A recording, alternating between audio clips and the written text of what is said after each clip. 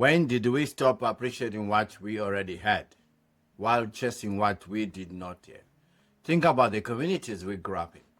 Not the infrastructure, not the resources, but the quality of what happened between the people in those communities. Happiness was not measured by bank balances. It was measured by who showed up, by what we shared, by how long people stayed after the meal was finished, by the sound of laughter coming through an open window at night. What we repeatedly give our time to becomes what we value most. And somewhere along the way, we started valuing very different things. And something that cannot be bought was quietly lost. We remember those evenings, not perfectly, not with every detail intact, but we remember the feeling of them.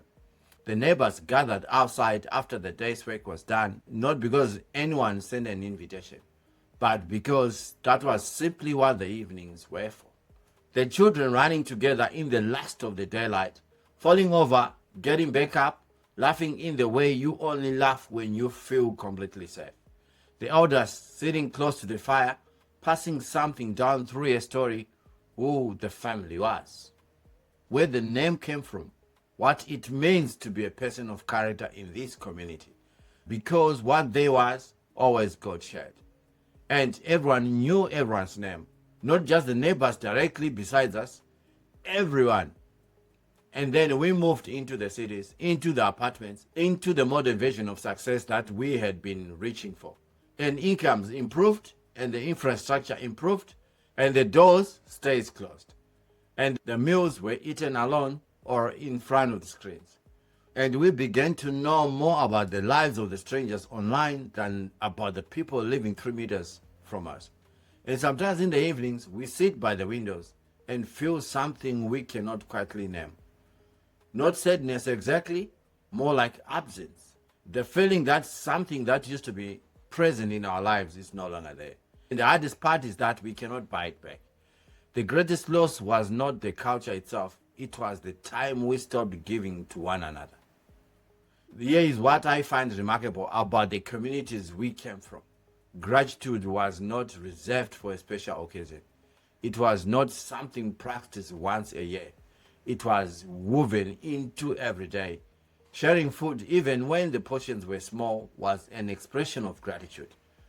Stopping to check on a neighbor was an expression of gratitude. Showing up at harvest time, knowing the same hands would show up for you, was an expression of gratitude. Sitting with the elders because their time and knowledge were understood to be precious was an expression of gratitude. Celebrating ordinary moments because the ordinary moment was understood not to be ordinary moment at all.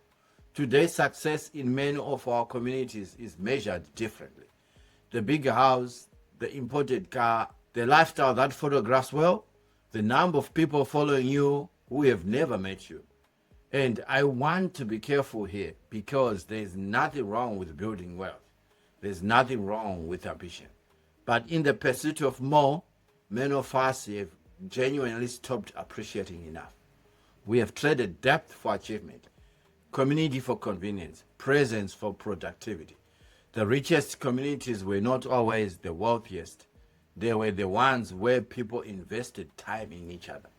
And the research in human psychology confirms what our grandmothers already knew. The quality of your relationships determines the quality of your life more than almost anything else. Your calendar right now is a record of what you actually value, not what you say you value, what you actually value. When did you last eat a meal with people you love and leave the phone in another room? When did you last sit with your parents and thank them just for being your parent? When did you last visit or call your grandmother simply to hear their voice before time makes that call impossible? When did you last check on your neighbor without a reason beyond being neighborly? When did you last sit with your children, doing nothing in particular except being present?